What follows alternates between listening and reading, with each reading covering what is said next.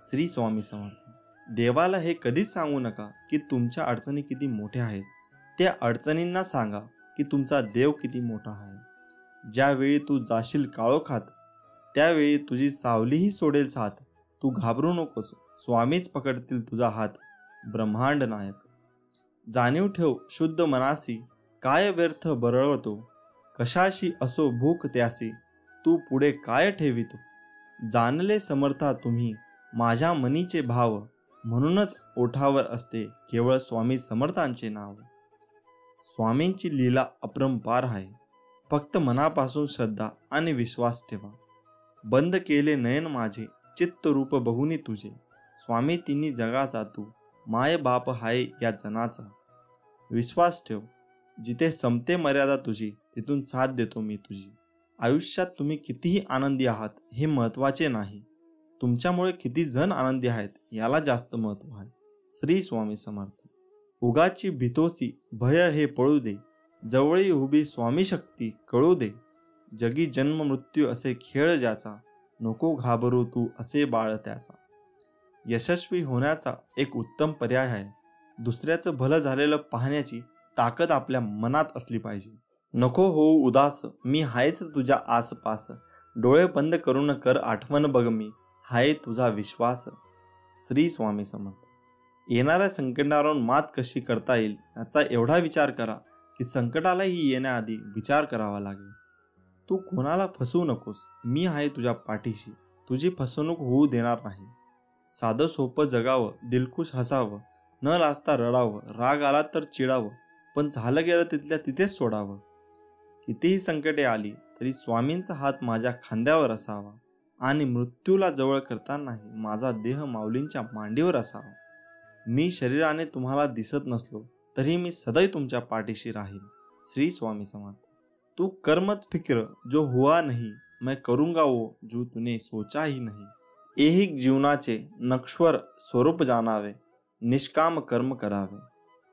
मोठा अधिकार संपत्ती यांचा चिरकाल भरवसा मानू नये. श्री स्वामी समर्थ. जय जय रघुवीर समर्थ. संकट तुमच्यातली शक्ती आणि जिद्द पाहण्यासाठीच येत असतात. आपल्या इच्छा पूर्ण होणारच हा विश्वास ठेवा आणि स्वामींवर निशंक सोपवा. कर्म करता राहा, फळ मिळणारच. सूर्य बोलत नाही, त्याचा प्रकाशच त्याचा परिचय देतो. त्याचप्रमाणे तुम्ही तुमच्याबद्दल काही बोलू नका. उत्तम कर्म करा, लोकांचं तुमचा परिचय देते. तुमच्यामुळे सुखात आहे कारण तुमचे नाव मुखात आहे. श्री स्वामी समर्थ. अडचणी आयुष्यात नव्हे तर मनात असतात. ज्या दिवशी मनावर विजय मिळवाल त्या दिवशी आपोआप मार्ग निघेल. संकटांना कधी कंटाळायचं नसतं, त्यांना समोर जायचं असतं. तू कर्म करत जा, फळाची अपेक्षा न करता. अरे कर्म करणे हे तुझे कर्तव्य आहे आणि तुझ्या कर्माला योग्य फळ देणे ही माझी जबाबदारी आहे. श्री स्वामी समर्थ. माझ्या नामावर प्रेम करणे म्हणजे माझ्यावर प्रेम करणे होय. भूतकाळाचा दुःख नसावा, वर्तमान काळाचा अहंकार नसावा आणि भविष्यकाळाचा मोह नसावा. जर माझे नाव तुझ्या ओठाशी आहे तर घाबरतो कशाला, मी सदैव तुझ्या पाठीशी आहे. जो नुसता नामात राहीन त्याला मी अखेरपर्यंत सांभाळेन. ध्येय साध्य करणे कितीही कठीण असो, पण जर आत्मविश्वास असेल तर अशक्य असे काहीच नाही. स्वामी माऊलींचा आधार असला की आयुष्यात कोणत्याही संकटाला सामोरे जाण्याचं बळ मिळतं आणि आशीर्वाद असला की कोणत्याही कार्यात विजय आपलाच होतो हा अनुभव येतो. जिद्द आणि स्वामींवरील भक्ती अशी ठेवायची की नशिबात नसलेल्या गोष्टी सुद्धा मिळाल्या पाहिजेत. उगाची भीतोसी भय हे पळू दे, जवळी उभी स्वामी शक्ती कळू दे. जगी जन्म मृत्यू असे खेळ ज्याचा, नको घाबरूस तू अरे बाळ त्याचा. शुद्ध अंतकरण ठेवून नाम घेतले तर भगवंताच्या कृपेचा अनुभव येईल. नामानेच अंतरंग शुद्ध बनते. मनामध्ये श्रद्धा आणि विश्वास असेल तर कोणतीही गोष्ट अशक्य नाही. जी झुंज तू खेळतो आहेस मनाशी, त्यात तुला मार्ग दाखवत असणार मी. भिवू नकोस, मी तुझ्या पाठीशी आहे. ध्येय साध्य करणे कितीही कठीण असो, पण जर आत्मविश्वास असेल अशक्य असे काहीच नाही. प्राण गेला तरीही दुसऱ्या जीवाची हिंसा करू नये. कोणी नाव ठेवली तर थांबायचं नसतं, आपण आपलं चांगलं काम करायचं असतं. तुझ्या अंतरम्यामध्ये आहे मी, तुला हरू देणार नाही. या कलियुगात तुला एकटे होऊ देणार नाही. वाईट वेळेत साथ सोडलेल्या लोकांकडे लक्ष देऊ नका, पण ज्याने वाईट वेळेत साथ देऊन चांगली वेळ आणून दिली त्यांचे मोल कधी विसरू नका. फक्त स्वतःचा विचार करणारे लोक फार थोड्या काळासाठी प्रगती करतात, पण जे सगळ्यांचा विचार करतात त्यांची प्रगती कायम होत राहते. सुख इतकेच द्या जेणेकरून अहंकार येणार नाही, आणि दुःख इतकेच द्या की देवावरील आस्था ओढू नये. जी झुंज तू खेळत आहेस मनाशी, त्यात तुला मार्ग दाखवणार राहणार आहे मी. भिवू नकोस, मी तुझ्या पाठीशी आहे. असं म्हणतात की काळजी करणारी माणसं मिळायला भाग्य लागतं, पण अशी माणसं आपल्याला मिळाली आहेत हे समजायला जास्त भाग्य लागतं. उपवास हा नेहमी अन्नाचाच का करावा? कधी कधी वाईट विचारांचाही करावा, कधीतरी उपवास अहंकाराचा करावा, कधी उपवास मीपणाचाही करावा. कोणाचीही त्यांच्या सध्याच्या परिस्थितीवरून खिल्ली उडू नये, कारण काळ इतका समर्थशाली आहे की तो एक सामान्य कोळशालाही हळूहळू हिरा बनवतो. आयुष्यात स्वामी आले, मन स्वामीमय झाले, मनाची भीती गेली, मन निशंक झाले. श्री स्वामी समर्थ. जय जय स्वामी समर्थ. श्री स्वामी समर्थ. नामस्मरण करताना तुम्ही मला पाहत नसाल, पण मी तुम्हाला पाहतो. जिथे नाम तेथे माझे प्राण. तुम्ही नाम घेता म्हणून मी तुमच्या मागे पुढे चालतो. नामात मन ठेवावे हेच माझे खरे दर्शन आहे. शेवटी सांगतो, नामाला शरण जा. मी नामाहून वेगळा नाही, नामातच मला पहा. भिवू नकोस, मी तुझ्या पाठीशी आहे. श्री स्वामी समर्थ. जय जय स्वामी समर्थ. जसे पेराल तसे उगवेल असं म्हणतात, पण तुम्ही जसे वागाल तशी दुनिया तुमच्यासोबत वागेल हेही तितकेच खरे आहे. यावरची आज एक मी तुम्हाला कथा सांगणार आहे, ते तुम्ही नीट ऐका. दुकानदार आणि हत्ती. एका गावात एक पाळीव प्राणी हत्ती राहत होता. सर्व गावकरी त्या पाळलेल्या हत्तीची काळजी घेत व त्याला खाऊ घालत असत. सर्व गावकऱ्यांचा तो हत्ती लाडका होता आणि सर्व गावकरी त्याला जीव लावत असे. हत्ती रोज सकाळी गावातील मंदिरात जात असे. रोज मंदिरात जाताना तो हत्ती एका फुलाच्या दुकानात थांबत असे. दुकानदार रोज फुले त्या हत्तीच्या सोंडेत देत असे. हत्ती तो फूल सोंडेत घेऊन मिरवत मिरवत नेऊन मंदिरात जाऊन देवाच्या चरणी वाहत असे. हत्ती ज्या प्रकारे फुले मिरवीत नेणे आणि मंदिरात जाणे लोक आनंदाने बघत असत. लोक हत्तीचे कौतुक करत असे. हत्तीची श्रद्धा हा सर्व गावकऱ्यांचा कौतुकाचा विषय झाला होता. एके दिवशी दुकानदार अत्यंत निराश अवस्थेत दुकानात बसला होता. रोजच्या सवयीप्रमाणे हत्ती दुकानात आला. निराश दुकानदाराने हत्तीला फुले देण्याऐवजी त्याच्या सोंडेला सुई टोचली. दुकानदाराने कारण नसतानाही स्वतःचा राग हत्तीवर काढला. हत्तीला फुले देण्याऐवजी हार ओवण्याची सुई जोरात टोचल्यामुळे हत्ती दुखावला गेला व त्याला त्या दुकानदाराचा राग आला. आपल्याला या दुकानदाराने विनाकारण छळले, त्यामुळे हत्तीने दुकानदाराला धडा शिकवण्याचे ठरवले. दुसऱ्या दिवशी हत्तीने दुकानच्या जवळून वाहणाऱ्या ओढ्याच्या पाण्यातून चिखलयुक्त पाणी सोंडेने भरून घेतले. हत्ती शांतपणे दुकानाजवळ आला. हत्तीने ते घाणेरडे पाणी दुकानदार, फुले आणि हारांवर फिरवले. दुकानदाराला सगळा माल खराब झाला. त्याला स्वतःची चूक कळून आली, मात्र त्यासाठी त्याला मोठी किंमत मोजावी लागली. त्यामुळे म्हणतात ना, जशास तसे. म्हणून स्वामी नेहमी सांगत असतात की तुम्ही तुमचा राग दुसऱ्यांवर काढू नका. तुम्ही तुमचा जो राग असतो तो स्वतः त्याचे निर्मूलन करा व दुसऱ्यासोबत जसे वागता तसेच वागत राहा. विनाकारण कुणालाही त्रास देऊ नका व कुणाकडूनही त्रास करून घेऊ नका. त्यामुळे मित्रांनो, आजचा दिवस कठीण आहे, त्यापेक्षा उद्याचा दिवस कष्टप्रद असेल, पण त्यानंतरचा दिवस मात्र तुमच्यासाठी प्रयत्नांना यश देणारा असेल, हे कायम लक्षात ठेवा. स्वामी आपल्या कायम पाठीशी आहेत. परीक्षा म्हणजे स्वतःच्या आत डोकावून पाहण्याची संधी. मित्रांनो, महत्त्व त्याला नाही की कोण आपल्यासोबत आहे, महत्त्व त्याला आहे की गरज पडल्यास कोण आपल्यासोबत आहे. मग स्वामी आपल्यासोबत कायम आहेत. आठवण त्यांनाच येते जे तुम्हाला आपले समजतात. मग स्वामी सगळ्यांनाच आपले समजतात, त्यांना आपली कायम आठवण येत असते. आपण फक्त त्यांचं नामस्मरण केलं पाहिजे. सगळी दुःख दूर झाल्यावर मन प्रसन्न होईल हा भ्रम दूर करा. मन प्रसन्न करा, सगळी दुःखे आपोआप दूर होतील. दुःखाच्या रात्री झोप कोणालाच लागत नाही आणि सुखाच्या आनंदात कोणी झोपत नाही याला जीवन म्हणतात. सुखासाठी कधी हसावं लागतं तर कधी रडावं लागतं, कारण सुंदर धबधबा बनायला पाण्यालाही उंचावरून पडावं लागतं. भूतकाळाविषयी रडण्यापेक्षा वर्तमान काळात लढण्यात आणि भविष्याची शिखरे चढण्यातच खरा पराक्रम आहे.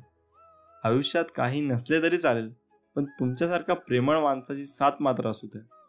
नजरेत भरणारी सर्वच असतात, पण तुमच्यासारखी हृदयात राहणारी फारच कमी असतात. त्यामुळे आपल्याला जर आमचं कंटेंट आवडत असेल तर आमच्या चॅनलला सबस्क्राईब जरूर करा. त्यामुळे मित्रांनो, मेहनत इतक्या शांततेने करा की तुमचं यशच आवाज करेल. हार आणि जीत तुमच्या मान्यावर असतं. मानलं तर हार आहे आणि ठरवलं तर जीत आहे. स्वामी म्हणतात, अरे विश्वास ठेव, अरे जो माझा हात पकडतो त्याला कधी कोणाचे पाय पकडण्याची गरज भासत नाही. ब्रह्मांड नायक श्री स्वामी समर्थ. मीपणा दूर ठेवून जा विश्वास ठेवा, पदरी अपयश कधीच येणार नाही. हृदयातल्या मंदिरात अंधार असेल तर घरातल्या देव्हाऱ्यात दिवा लावून फायदा नसतो. कृपापूर्ण नेत्र स्वामींचे मायेने भरलेले, भक्तांच्या भेटीसाठी दिसतात आसुरलेले. चेहऱ्यावरचं तेज पाहून भान हरपते, स्वामी चरणी मन सहज रूढ होते. स्वामी म्हणतात, तुमच्या अंतरात्म्यात आहे मी, तुला हरू देणार नाही, या कलियुगात तुला एकटे सोडणार नाही. स्वामी म्हणतात, दुसऱ्याच्या ताटातलं हिसकावून खाण्यात एखाद्याला आपली शान वाटते, तर कुणाला आपल्या ताटातलं दुसऱ्याला भरवण्यात समाधान वाटते. मी सर्वत्र आहे, मी चराचरा व्यापून आहे, मी वारा आहे, मी पाणी आहे, आकाशही मीच आहे, गगनात मीच आहे, ध्रुवावर, कैलासावर आणि गरुडावरही मीच आहे. मी कुठेही गेलो नाही, मी सदैव तुमच्या पाठीशी आहे.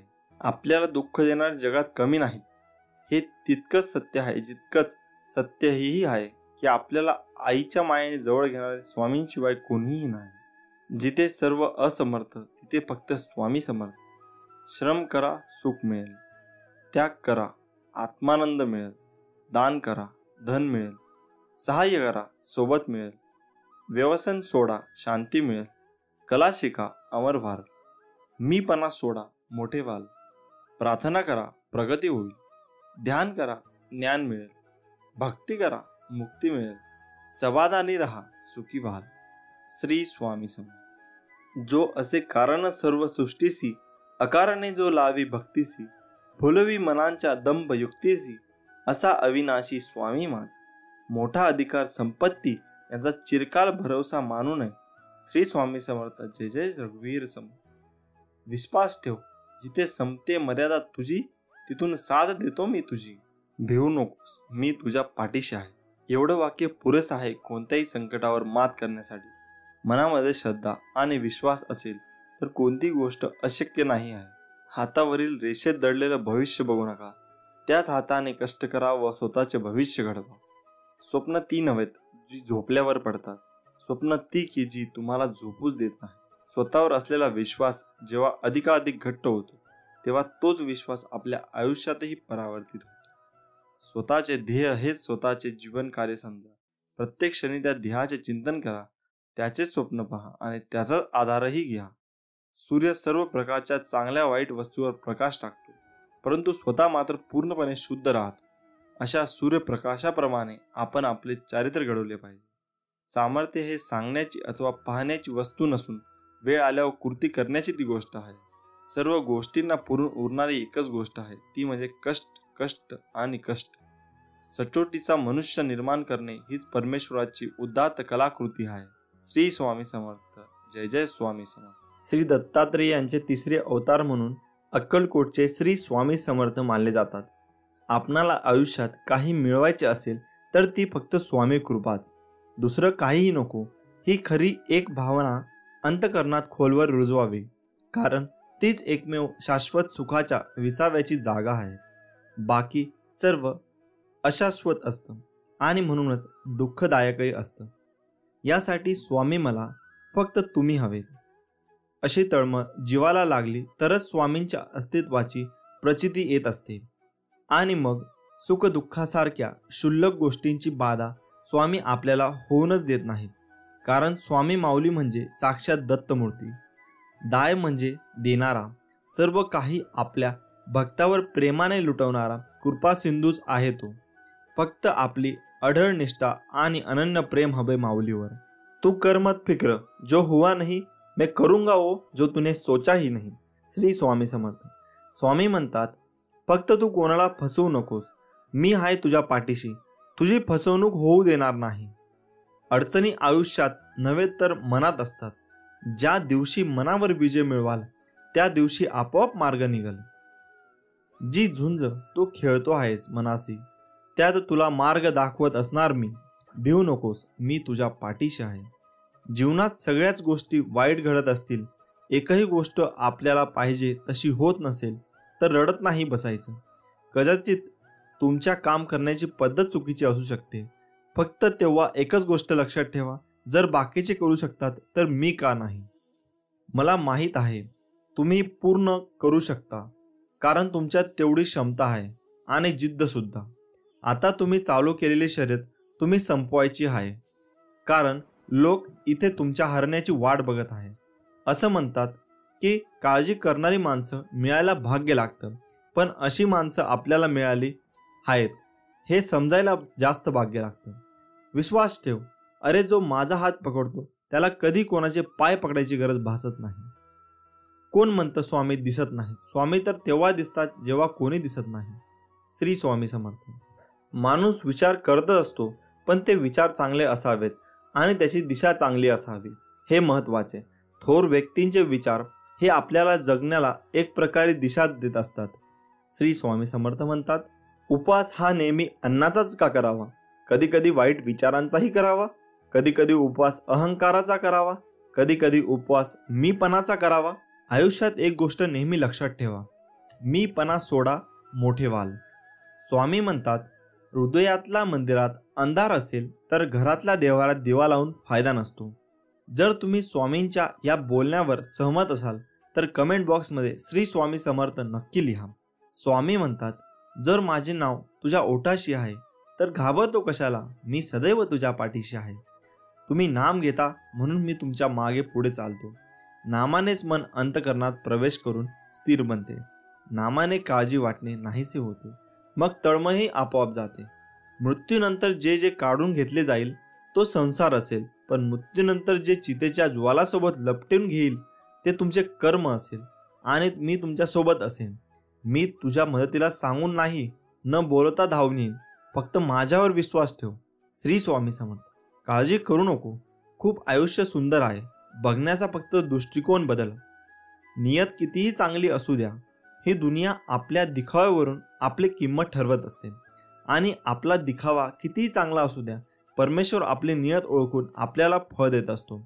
आता तुम्ही कमेंट करून नक्की सांगा, आपल्याला नियत चांगली ठेवली पाहिजे की दिखावा? हातावरील रेषेत दडलेले भविष्य पाहू नका, तर त्याच्या हाताप्रमाणे प्रामाणिकपणे काम आणि मुखात स्वामी नाम राहू द्या. एक शब्द आहे नशीब, याच्याशी लढून बघा अन हरला नाही तर सांगा. अजून एक शब्द आहे स्वामी, आंतरत्याने बोलून तर बघा. मनासारखं नाही झालं तर सांगा. तुम्हाला स्वामींचा चमत्कार बघायचा असेल तर कमेंट बॉक्समध्ये स्वामी महाराज माझ्या मदतीला धावून या असे लिहून पहा. विभूती नमन नाम ध्यानादी तीर्थ स्वामींचं या पंच प्राणाभूतात हे तीर्थ घे. आठवी रे प्रचितीनं सोडेल, स्वामी घ्या घेई हाती. जेव्हा जेव्हा तुला माझी गरज असेल तेव्हा तेव्हा तुझ्यासाठी नक्कीच धाव येईन. हाच तुला आशीर्वाद. श्री स्वामी समर्थ. प्रार्थनेचे फळ लवकर मिळावे म्हणून स्वामींचा हा उपदेश कायम लक्षात ठेवा. देवाने आपली इच्छा पूर्ण करावी असे प्रत्येकाला वाटते, पण त्या मागण्यात किती आर्तता आहे हे देव ताडून पाहतो. म्हणून स्वामी सांगतात, प्रार्थना सगळेच करतात, परंतु सगळ्यांचीच प्रार्थना फळतेच असे नाही का? याचे कारण स्वामी समर्थ महाराज म्हणतात, एक दृष्टांत देऊन सांगतात. एकदा समस्त शिष्यांसमवेत स्वामी समर्थ महाराज प्रवासात निघाले होते. प्रवासात असताना अवकाळी पाऊस सुरू झाला. स्वामींची सोबत असूनही सगळे बिथरले होते. सर्वांनी एका झाडाचा आश्रय घेतला. सगळेजण पाऊस थांबण्याची वाट पाहत होते, परंतु पावसाचा जोर वाढतच चालला होता. असे चालत राहिले तर पूरसदृश्य परिस्थिती निर्माण होईल, या भीतीने सगळे भक्त स्वामींना शरण गेले. तेव्हा स्वामी म्हणाले, अरे, अशी गयावया करण्यापेक्षा त्या पावसाला हात जोडून विनवणी करा, प्रार्थना करा. सर्वांनी मनापासून प्रार्थना केली तर तो नक्की तुमचं ऐकेल. प्रार्थनेत शक्ती असतेच. परंतु सामूहिक प्रार्थना लवकर फळते. यासाठी सर्वांनी एकमुखाने एक दिलाने प्रार्थना करा. सर्वांना स्वामींचे म्हणणे पटले. सर्व भक्तांनी प्रार्थना केली आणि काय आश्चर्य, पाऊस कमी होत होत पूर्ण थांबला. तात्पर्य हेच, स्वामी म्हणतात, एखादी गोष्ट तळमळीने केली तर तिचे फळ निश्चित मिळते. प्रार्थना अशी करा की समोरच्याला तुमचे ऐकावेच लागेल. एवढी शक्ती तुमच्या शब्दामध्ये आणि भावनेमध्ये असायला हवी, तर ती खरी प्रार्थना. मागणे असे असावे ज्यात केवळ आपल्या हिताचा नाही तर सर्व सृष्टीचा, अर्थात सर्व जीवसृष्टीच्या भल्याचा विचार केला असेल. दुसऱ्याचे वाईट आणि माझे चांगले ही भावना असेल तर तुमची इच्छा कधीच पूर्ण होणार नाही. हे कायम लक्षात ठेवा. स्वामी समर्थ सर्वांचे कल्याण करतील. त्यासाठी आपणही समतेने, ममतेने, आपुलकीने सर्वांचा विचार करायला हवा. श्री स्वामी समर्थ. स्वामी म्हणतात, कधी कधी आयुष्यामध्ये खूप दुःख यातना सहन कराव्या लागतात. असं वाटतं की खरंच देव आहे का, इथपर्यंत शंका येतात. पण खरं तर हीच वेळ आपल्या परीक्षेची असते. विश्वास ठेवा, इथूनच स्वामी लीला सुरू होते, इथूनच खेळ सुरू होतो. फक्त विश्वास तुटू देऊ नका. आई बाळाला हवेत भिरकवते. काही क्षण ते हवेतही असतं, पण ते हसत असतं, कारण त्याचा विश्वास असतो कोणी आहे जे आपल्याला पडू देणार नाही. तोच विश्वास तुमचा स्वामींवर हवा. कधी कधी वाटतं हे कसं होईल, हे शक्य आहे का? पण लक्षात ठेवा की तुम्ही तुमच्या बुद्धीच्या कुवतीवर शक्य आणि अशक्य ठरवता. पण स्वामींना या जगात अशक्य असे काहीच नाही. अशक्य ही शक्य करतील स्वामी. स्वामी तेच देतात जे तुमच्यासाठी योग्य आहे. फक्त तुमचा त्याच्यावर विश्वास पाहिजे. उधळा गुलाल वाजवारे नगारे, त्रैलोक्याचे स्वामी आज धरतीवर आले. अनुसुयेचा तूच दत्त, सुमतीचा तूच श्रीपाद, अंबा भवानीचा तूच नरहरी, आम्हा कैवाऱ्यांचा तूच स्वामी. अशक्य ही करतील हे सारे करीतो शक्य, एक क्षणात भिवू नकोस मी तुझ्या पाठीशी आहे, असे सदा सांगे आम्हास. नमस्कार मित्रांनो, सर्वप्रथम तुम्हाला सर्वांना श्री स्वामी समर्थ. आज आपण या व्हिडिओच्या माध्यमातून स्वामींच्या प्रकट दिनाविषयी खरी हकीकत जाणून घेणार आहोत. चला तर मित्रांनो, जाणून घेऊया स्वामी समर्थ महाराज कधी आले, कुठून आले, ते कोण होते याबद्दल कोणालाच काही माहीत नाही. पण स्वामीसूत नावाचे त्यांचे एक अतिशय महान भक्त होऊन गेले. त्यांना स्वामी समर्थ आपला मुलगा मानायचे. तर त्यांच्या अनुभवावरून आपल्याला समजेल की स्वामी कसे प्रकटले. तर स्वामींच्या प्रकटण्याची हकीकत अशी, शेकडो वर्षापूर्वी एका पंजाब प्रांतात हस्तिनापूर पासून 12 कोस जवळपास 24 किलोमीटर अंतरावर छेलीखेडा नावाचा गाव होता. त्या ठिकाणी विजयसिंग नावाचा एक लहान मुलगा आपल्या भाऊ आणि भावजायाबरोबर राहायचा. तो मुलगा कोणाही बरोबर मिसळायचा नाही. तर तिथून थोड्याशा अंतरावर असणाऱ्या साधारण पडक्या अशा जागेत एक खूप मोठा वटवृक्ष होता. त्यात एक छोटीशी दिवळी होती आणि त्यात एक छोटीशी गणपतीची मूर्ती होती. तर तो विजयसिंग खूप खिशात गोट्या भरून तिथे जायचा आणि त्या गणपती बरोबर खेळायचा. पण तो मुलगा गणपतीला आपला मित्र मानून त्याचाही डाव स्वतःवरच घेऊन खेळायचा. असेच एक दिवस जात होते आणि त्या परमात्म्याला आपल्या आविष्कार दाखवण्याची गरज वाटू लागली आणि त्याने विजयसिंगला कारण बनवून आपला आविष्कार दाखवला. तर तो दिवस होता चित्रशुद्ध द्वितीया आणि विजयसिंग रोजच्या आपल्या पद्धतीने याही दिवशी तिथे गेला गणपती बरोबर. पण आज अचानक त्याच्या मनात आले की रोज आपण खेळतोय आणि आज याने पण खेळायचे. आणि सर्व गोट्या त्या मूर्तीच्या समोर टाकल्या व ते बोलले, बाप्पा, रोज मी तुझा डाव खेळतोय, पण तू आज नाही, आज तूच खेळायचं. बस इतकेच त्याच्या तोंडातून शब्द निघतच धरणी कंपत होऊ लागली. सर्वत्र ढग जमून अंधार होऊ लागला. वारे वेगाने वाहू लागले आणि कोणालाच काही कळेना की काय होते. पण काय करणार, ती अद्भुत शक्ती आज प्रकटणार होती आणि तिच्याच आगमनाने ही सूचना होती. आणि ज्या ठिकाणी गणेश मूर्ती होती त्या ठिकाणी धरणी दुबंकून एक 8 वर्षाची अतिशय तेजस्वी एक बालमूर्ती पकडली. आणि ते दुसरे तिसरे कोणीही नसून प्रत्यक्ष परब्रह्म श्री स्वामी समर्थ महाराज. आणि तो विजयसिंग गोट्या खेळताना तेव्हा स्वामींकडून हरला आणि बालरूप स्वामींनी त्याला गोट्या उधार दिल्या आणि परत भेटण्याचे वचन देऊन तेथून ते गुप्त झाले. आता शंका ही उपस्थित होईल की ही गोष्ट कशी काय कळाली, पण या गोष्टीचा उलगडा आज झाला. कोकणातील हरिभाऊ सोमीसूत हे अक्कलकोटला आले होते आपल्या ऐहिक इच्छापूर्तीसाठी. तेव्हा ते तिथे काही दिवस वास्तव्याला होते आणि एक दिवस स्वामींना त्यांना जवळ बोलावले, मांडीवर घेतले, सांगितले की आजपासून तू माझा सूत झालास. सर्व घरदार सोडून दे आणि दर्याकिनारी माझी ध्वजा उभी कर. हे ऐकून हरिभाऊंना रडू कोसळले, कारण ते इथे ऐहिक इच्छापूर्तीसाठी आले होते आणि महाराज तर सर्व सोडायला सांगत आहेत. हे पाहून त्यांना थोडं रडू कोसळलं.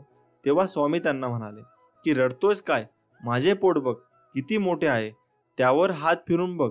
ज्यावेळी हरिभाऊंनी तसे केले त्यांना ज्ञान लागले आणि त्यामध्ये त्यांना आपले सगळे जन्म आठवू लागले आणि त्यातील त्यांना एक आपलाच जन्म आठवला, विजयसिंग. म्हणजे दुसरं तिसरं कोणी नाही तर तो स्वामी सुतांचाच पूर्ण अवतार होता. आणि त्यावर या सर्व गोष्टीचा उलगडा झाला आणि या गोष्टीला स्वतः स्वामींनी मान्यता दिली आणि ती पुढील प्रमाणे. स्वामी प्रकट दिनाचा उत्सव सोमीसूत महाराजांनी सुरू केला आहे.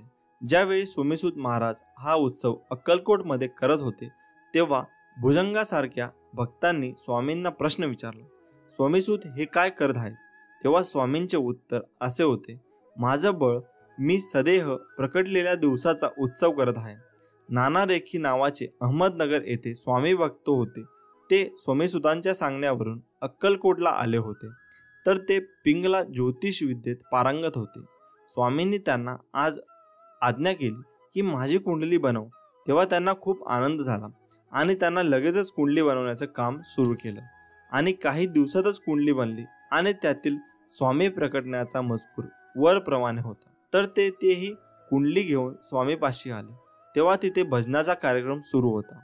तेव्हा स्वामींनी ती कुंडली भक्ताला सांगून माळ्यावर टाकायला सांगितली आणि ज्यावेळी कार्यक्रम संपला आणि परत स्वामींनी कुंडली आणण्याची आज्ञा केली तेव्हा त्या कुंडलीवर हळद, कुंकू, अक्षता, तुळस, फूल वगैरे वाहून ते सर्व देवतांनी त्या कुंडलीची पूजा केली होती.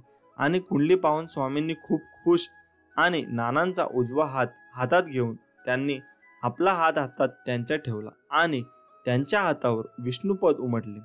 स्वामींचे याचाच अर्थ स्वामींनी वरील कुंडलीला म्हणजे प्रत्यक्षरित्या स्वामी सुतांनी मांडलेल्या स्वामींच्या प्रकटण्यालाच मान्यता दिली आणि त्यांचा प्रसाद म्हणून नाना रेखींच्या हातावर विष्णुपद उमटले.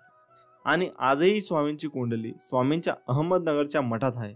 स्वामी समर्थ महाराज कार्दाली वनात योग्यांच्या मार्गदर्शन करायला येण्यापूर्वी ते जगात वेगवेगळ्या ठिकाणी स्वतःचे खरे नाव ओळख लपवून चंचल भारती, दिगंबर बुवा अशा नावाने सुद्धा कार्यरत होते.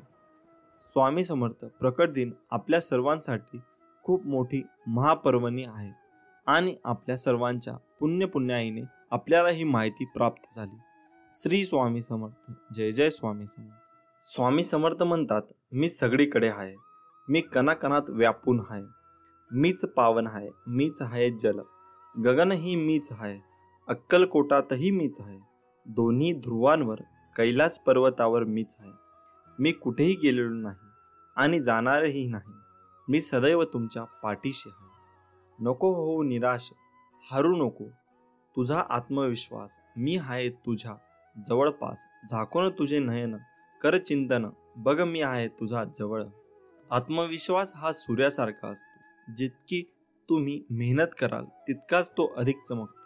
म्हणून माझ्या बाळा, विश्वास हा स्वतःवर ठेव तर ताकद बनेल आणि दुसऱ्यांवर ठेवला तर कमजोरी. आवड आणि आत्मविश्वास असेल तर कोणतीही गोष्ट अवघड नाही. तू जिथे आहेस त्या पलीकडे जाण्याचा प्रयत्न कर. प्रयत्न कधीही अयशस्वी होत नाही. स्वामी म्हणतात, तुम्ही कोण आहात आणि तुम्हाला कोण व्हायचे यातलं अंतर कळलं तर तुम्ही काय करता ते कळतं. कोणीही तुमच्यासोबत नसेल तर घाबरून जाऊ नका, कारण उंच उडणारे गरुड हे कमीच असतात आणि ज्यांच्यासोबत कोणी नसतो त्यांच्यासोबत स्वामी नेहमी असतात हे विसरू नकोस. कष्ट इतक्या शांततेत करा की यश हमखास धिंगाणा घालेल. आयुष्यात अपयशी झाला असशील तर विश्वास ठेव, सर्वात मोठे यश हे सर्वात मोठ्या अपयशानंतरच मिळते. संकट टाळणं हे माणसाच्या हातात नसतं, पण त्या संकटांचा सामना करणे नक्कीच असते. म्हणून तू संकटांना सामोरे जा, घाबरू नको, स्वामी बळ आहे पाठीशी. अशक्य हा शब्द आपल्या शब्दकोशातून काढून टाक. इच्छाशक्ती चांगली असेल तर मदत तुमच्याकडे चालून येते. दुःखाची चव घेण्यापेक्षा ते पचवण्यात अधिक गोडी आहे. म्हणून दुःख चलवत राहण्यापेक्षा ते स्वीकारायला शिका. तुम्ही खचून जाणाऱ्यातले नाही, त्यामुळे आहे त्याला सामोरे जा आणि जिंका. पुढचा दिवस तुमचाच आहे. यश नक्की मिळेल. मनात आत्मविश्वास असेल तर तुम्ही काहीही करू शकता. मग तुम्हाला कशाचीही भीती वाटणार नाही. मी काहीतरी चांगलं करेन हा विश्वास आणि मी काहीतरी चांगलं करेनच हा झाला आत्मविश्वास. घाबरण्यासारखा वाईट कोणताही व्हायरस नाही आणि त्याला सामोरे जाण्यासारखे कोणतेही चांगले वॅक्सिन नाही. सूर्य मावळतोच ते नवीन दिवस घेऊन येण्यासाठी. त्यामुळे आज जरी मनासारखे झाले नाही तरी उद्या तसे नक्कीच होईल. पैज लावायचा असेल तर तो स्वतः सोबत लावा. हरलात तर काहीतरी नवे शिकाल आणि जिंकलात तर पुढे वाटचाल कराल. मित्रांनो, आपण खूप मेहनत करत असतो. मेहनत करून आपला जीव टांगणीला लावत असतो. परंतु खूप पैसा कमवून सुद्धा आपल्या घरामध्ये नेहमी दरिद्रता येत असते. अनेकदा आपल्याला या सगळ्या गोष्टी मागील कारण समजत नाही. बहुतेक वेळा हातामध्ये पैसा येणे आधीच पैसे जाण्याचे वेगवेगळे मार्ग खुले होतात. पैसा जरी घरात आला तरी तो जास्त काळ आपल्या खिशामध्ये राहत नाही. यावेळी आपण चिंता व्यक्त करत असतो. अनेकदा आपले मानसिक खच्चीकरण होते आणि अनेकदा आपण तणावाखाली जातो. घरात गरिबी येण्याची ही आहेत 9 लक्षणे. आत्ताच जाणून घ्या आणि तुम्ही तुमचे संकटे दूर करू शकाल. नंबर 1, तुटलेल्या कंगव्याद्वारे कधीच केस विसरू नये. त्याबरोबर उभे राहून केस विसरू नये. त्यामुळे घरामध्ये दरिद्रता प्रवेश करते आणि घरातील बरकत निघून जाते. 2, घरात अस्वच्छता ठेवणे. या सगळ्या गोष्टींमुळे घरामध्ये नकारात्मक ऊर्जा निर्माण होते आणि यामुळे सुद्धा दरिद्रता आपल्या घरात प्रवेश करते. म्हणून आपले घर नेहमी स्वच्छ व सुंदर ठेवावे. नंबर 3, कपडे घालताना नेहमी उजव्या बाजूने सुरुवात करावी. काही व्यक्ती यांना डाव्या बाजूने कपडे घालण्याची सवय असते. हे अत्यंत चुकीचे आहे. कोणत्याही कार्याची सुरुवात उजव्या बाजूनेच करावी. 4, दाताने पोळी कुरतडून खाणे हे सुद्धा दरिद्राचे लक्षण मानले जाते. म्हणून जेवण करताना अन्नाचा आदर करावा व जेवण करताना हाताने पोळी तोडून नीट विशिष्ट पद्धतीने जेवण करावे. नंबर 5, काही व्यक्तींना दातांची नखं खाण्याची सवय असते. ही सवय सुद्धा अत्यंत वाईट आहे. असे केल्याने घरामध्ये दरिद्रता निर्माण होते व आपल्या घरामध्ये कोणत्याही प्रकारची बरकत राहत नाही. नंबर 6, जर तुम्ही कपडे विकत घेण्यास सक्षम असेल तरीही तुम्ही फाटलेले कपडे घालत असाल तर हे दारिद्र्याचे लक्षण आहे. ज्या व्यक्तीकडे गरीब आहेत त्यांनी नवीन कपडे घेण्याची परिस्थिती नाही, अशा व्यक्तीने जर फाटलेले तुटलेले मळके कपडे घातले तर काही हरकत नाही, कारण की त्यांची नवीन कपडे घेण्याची परिस्थिती नाही. म्हणून जर तुमची परिस्थिती चांगली असून सुद्धा जर तुम्ही फाटलेले घाणेरडे कपडे घालत असाल तर यामुळे तुमच्या जीवनामध्ये दारिद्रता येऊ शकेल. म्हणून अशा प्रकारचे कपडे सुद्धा शक्यतो घालू नये. नंबर 7, सकाळी सूर्योदयानंतर सुद्धा झोपून राहणे हे दारिद्र्याचे एक लक्षण आहे. सकाळी आणि संध्याकाळी माता महालक्ष्मी आपल्या घरात प्रवेश करत असते. जर अशा वेळी आपण झोपलेले असू तर माता महालक्ष्मी आपल्या घरामध्ये प्रवेश न करताच निघून जाते आणि यामुळे आपल्या घरामध्ये सुख शांती वैभव येत नाही. त्याचबरोबर अलक्ष्मी म्हणजे गरिबी भरपूर प्रमाणामध्ये येऊ लागते. म्हणून सूर्योदयापूर्वी उठून घराची स्वच्छता करून माता महालक्ष्मीचे स्वागत करावे. पिण्याचे पाणी रात्री होडे अजिबात ठेवू नये. हे सुद्धा दरिद्र येण्याची लक्षणे मानले जाते. म्हणून पिण्याचे पाणी नेहमी झाकून ठेवायला हवे. नंबर 8, दारासमोर चप्पल जर उलट्या असतील तर त्यांना आपण सरळ करायला हव्यात. जर उलट्या चप्पल व बूट यावर आपल्या दारासमोर असेल तर यामुळे सुद्धा गरिबी अनेक अडचणी आणि आपल्या घरामध्ये प्रवेश करत असतात. म्हणून जर चपला बूट उलटे दिसले तर लगेच सरळ करावे. नंबर 9, मुक्या प्राण्यांना कधीच लाथ मारू नये. असे केल्याने आपल्या घरामध्ये विविध अडचणी निर्माण होऊ शकतात. त्याचबरोबर आपल्या घरामध्ये हे पाहुणे येतात, त्यांच्याशी नेहमी चांगले वागायला हवे, त्यांच्याशी कधीही वाद घालू नये. कारण की भारतीय संस्कृतीमध्ये जे पाहुणे आपल्या घरी येत असतात ते प्रत्यक्ष देव स्वरूप आपण त्यांना मानत असतो. भारतीय संस्कृतीमध्ये अतिथी देवो भव असे म्हटले जाते, कारण की पाहुण्यांना आपण देवाचा दर्जा देत असतो. म्हणून जर तुमच्या घरी कोणतेही पाहुणे आले तर त्यांना मान सन्मान अवश्य करा, त्यांना अपमानित करू नका. त्यामुळे सुद्धा तुमच्या घरातील दरिद्रता प्रवेश करू शकते. आपल्या घरामध्ये नेहमी सकारात्मक वातावरण निर्माण राहील याची काळजी सुद्धा आपण घेणे गरजेचे आहे. कारण की ज्या घरामध्ये नेहमी सकारात्मक वातावरण राहते त्या घरामध्ये माता महालक्ष्मी व अन्य देवी देवता नेहमी वास्तव्य करतात. म्हणून आपल्या घरातील वातावरण नेहमी सकारात्मक ठेवा आणि नेहमी परिश्रम करून आपल्या घरामध्ये माता महालक्ष्मीचे आगमन आनंदाने करा. अवधूत चिंतन. श्री गुरुदेव दत्त. श्री स्वामी समर्थ. उगाची भीतोसी भय हे पळू दे, जवळ उभी स्वामी शक्ती कळू दे. जगी जन्म मृत्यू असे खेळ ज्याचा, नको घाबरू तू असे बाळ त्याचा. नमस्कार मित्रांनो, आपले स्वामी काय सांगतात? आयुष्यात नेहमी लक्षात ठेवा, आपल्यामुळे दुसऱ्याच्या डोळ्यात पाणी येणे हा सर्वात मोठा गुन्हा आहे आणि आपल्यासाठी कोणाच्या डोळ्यात पाणी येणे हे सर्वात मोठे यश आहे. तुझं माझं करता करता एक दिवस जायचं आहे, जे कमावलं ते इथेच ठेवून जायचं आहे. तुम्ही चांगले कर्म करा, सोबत तुमच्या तेच जाणार आहे. रडल्याने तर अश्रूसुद्धा परके होतात, हसल्याने परके सुद्धा आपले होतात. मला ती नाती आवडतात ज्यात मी नाही आपण असतो. जर कोणावर चिडणार असाल तर विचार करून चिडा, कारण आजकाल समजून घेण्याची पद्धत बंद झाली. मेल्यावर माणूस चांगला होता असं म्हणण्याची प्रथा आहे. जिवंत माणूस ओळखता येत नाही, हीच खरी व्यथा आहे.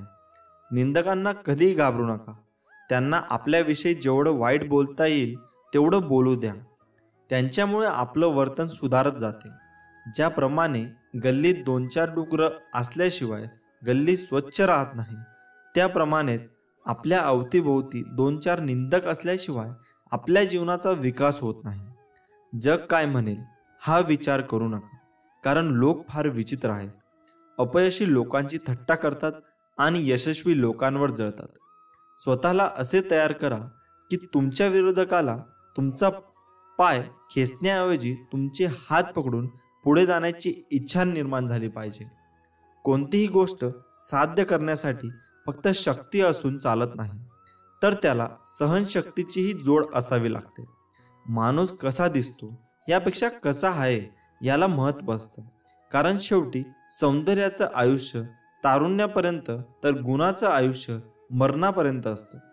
अभिमानाला कधी तुमच्या मनाच्या घरात येऊ देऊ नका आणि स्वाभिमानाला कधी मनाच्या घरातून बाहेर काढू नका, कारण अभिमान तुम्हाला कधीच प्रगती करू देणार नाही आणि स्वाभिमान तुम्हाला कधीच अधोगतीकडे जाऊ देणार नाही. अपेक्षा जरूर बाळगा, पण नाती व माणसं तुटणार नाही याची फक्त काळजी घ्या. आयुष्य फार सुंदर आहे, ते फक्त चांगल्या विचारांनी जगता आलं पाहिजे. समाज समजवण्यापेक्षा समजून घेण्यामध्ये खरी परीक्षा असते, कारण समजवण्यासाठी अनुभवाचा कस लागतो, तर समजून घेण्यासाठी मनाचा मोठेपणा लागतो. लोक तुमची स्तुती करोत वा निंदा, तुमचं लक्ष तुमच्यावर कृपा करो वा न करो, तुमचा मृत्यू आज हो वा उद्या, आपल्या मार्गावरून कधीही भटकू नका. आयुष्यात कितीही संघर्ष करावा लागला तरी मागे हटू नका, कारण जो संघर्षात मार्ग काढतो तोच खरा विजय असतो. स्वामी म्हणतात, दगडात तुम्हाला देव दिसतो, गायीत माता दिसते, कावळ्यात तर सगळे पूर्वज दिसतात, मग माणसातच माणूस का दिसत नाही? ज्या दिवशी माणसात माणूस दिसेल त्या दिवशी मला सुद्धा प्रसन्न व्हावेच लागेल. श्री गुरुदेव दत्त. श्री स्वामी समर्थ.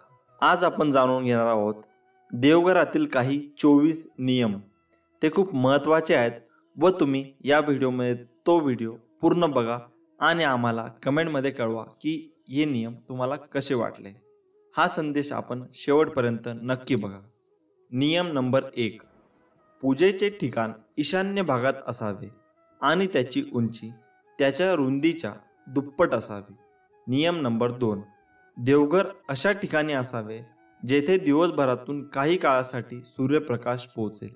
ज्या घरामध्ये सूर्यप्रकाश आणि ताजी हवा येत राहते त्या घरामधील विविध दोष आपोआप नष्ट होतात. नियम नंबर 3. शंखाचे निमुळते टोक दक्षिणेकडे तर शंकराच्या पिंडीचे निमुळते टोक उत्तरेकडे करून ठेवावे. नियम नंबर 4. रात्री झोपताना मंदिराला पडद्यासह झाकून ठेवावे. नियम नंबर 5. पूजेचे घर कधीही शौचालय किंवा स्वयंपाकघराच्या पुढे बांधू नये. त्याचप्रमाणे उपासना घर कोणत्याही शिडीखाली बांधले जात नाही. नियम नंबर 6. घराच्या पूजेच्या ठिकाणी कधीही दिवंगत व्यक्तीची फोटो, तुटलेली मूर्ती किंवा फाटलेले फोटो चुकूनही ठेवू नये. तुटलेली मूर्ती किंवा देवतांचा फोटो खड्डा खणून पवित्र ठिकाणी पुरला पाहिजे. नियम नंबर 7. देवघरात यंत्रे असल्यास ती उभी मांडू नयेत, जमिनीशी समांतर मांडावेत. नियम नंबर 8.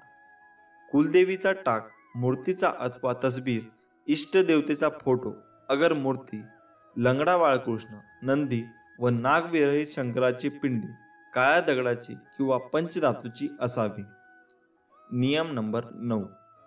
देवाऱ्यातील सर्व मूर्ती तोंडे पश्चिमेस असावे, म्हणजे पूजा करणाऱ्या यजमानाचे तोंड पूर्वेस होईल. अशा पद्धतीने मांडणी करावी.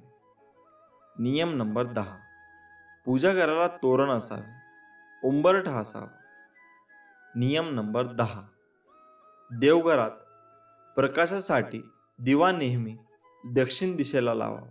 नियम नंबर 12. पूजा घराची फरशी आणि भिंत हलका पिवळा किंवा पांढऱ्या रंगाचे असावे. नियम नंबर 13. पूजा घरात हवनकुंड आग्नेय कोनात ठेवा. नियम नंबर 14. पूजेचे घर नेहमी स्वच्छ आणि शुद्ध ठेवले पाहिजे. पूजा घर साफ करणारे झाडू आणि मॉप नेहमी वेगळे असावेत. नियम नंबर 15. पूजा घरात पैसे कधीही लपवू नये. हा एक प्रकारचा वास्तुदोष आहे. नियम नंबर 16. अंगठ्यापेक्षा मोठ्या देवी देवतांच्या मूर्ती कधीही पूजा घरात ठेवू नये. नियम नंबर 17. देवघरात कधी कचरा किंवा खराब वस्तू ठेवू नका. नियम नंबर 18. महाभारताचे फोटो कधीही पूजेच्या घरात ठेवू नयेत. त्याचप्रमाणे देवताची हिंसक चित्रे पूजा घरात लावू नयेत. नियम नंबर 19. देवाच्या तसबिरी दक्षिण भिंतीला लावू नयेत. नियम नंबर 20. देवाऱ्याच्या अगदी समोर तिजोरी नसावी. नियम नंबर 21. देवघरात जास्त मोठ्या मूर्ती नसाव्यात. शास्त्रानुसार देवघरात शिवलिंग ठेवू नये. जर शिवलिंग असेल तर ते अंगठ्याच्या आकारात एवढे असावे असे सांगितले जाते. नियम नंबर 22. घरामध्ये ज्या ठिकाणी देवघर असेल तेथे चामड्यापासून तयार केलेल्या वस्तू, चप्पल, बूट घेऊन जाऊ नये. नियम नंबर 23. देवघरात पूर्वजांचे फोटो लावू नये. पूर्वजांचे फोटो लावण्यासाठी दक्षिण दिशा योग्य आहे. देवघराच्या खोलीत पूजेशी संबंधित सामानच ठेवावे असे सांगितले जाते. नियम नंबर 24. एकाच देवाच्या 2 अगर जास्त मूर्ती पूजेत असू नयेत. एकाच देवतेची मूर्ती व तसबीर असे तर हरकत नाही. श्री स्वामी समर्थ. जय जय स्वामी समर्थ. हे नियम तुम्ही जरूर फॉलो करा. तुम्हाला रिझल्ट याचे भरपूर मिळतील. मित्रांनो, स्वामींचा आशीर्वाद प्राप्त करण्यासाठी व्हिडिओ पूर्ण बघा. भिवू नकोस, मी तुझ्या पाठीशी आहे. हे वाक्य वाचलं आणि ऐकलं तरी स्वामी समर्थांची मूर्ती डोळ्यासमोर उभी राहते. श्री सदत्त गुरूंचा अवतार मानण्यात येणाऱ्या स्वामी समर्थांचे अनेक भक्त आहेत. कर्म करत राहायचे, त्याचे फळ कधी ना कधी तरी मिळणारच हे मानत स्वामींची भक्ती करण्यात लीन होणारे भक्त नेहमीच संकटातून तरतात असा विश्वास भक्तांना आहे. कितीही संकट आली तरी स्वामींचे नामस्मरण केल्यानंतर आणि स्वामींनी सांगितलेले जीवनाचे सार लक्षात घेऊन वागल्याने नक्कीच जीवनाचे सार्थक होते असे मानण्यात येते. उगाची भीतोसी भय हे पळू दे, जवळी उभी स्वामी शक्ती कळू दे. जगी जन्म मृत्यू असे खेळ ज्याचा, नको घाबरू तू असे बाळ त्याचा. स्वामी म्हणतात, जर माझे नाव तुझ्या ओठाशी आहे तर घाबरतो कशाला, मी सदैव तुझ्या पाठीशी आहे. जर तू शुद्ध अंतकरण ठेवून माझे नाव घेतले तर भगवंताच्या कृपेचा तुला अनुभव येईल. नामानेच अंतरंग शुद्ध बनते. जेथे नाम आहे तेथे मी आहे.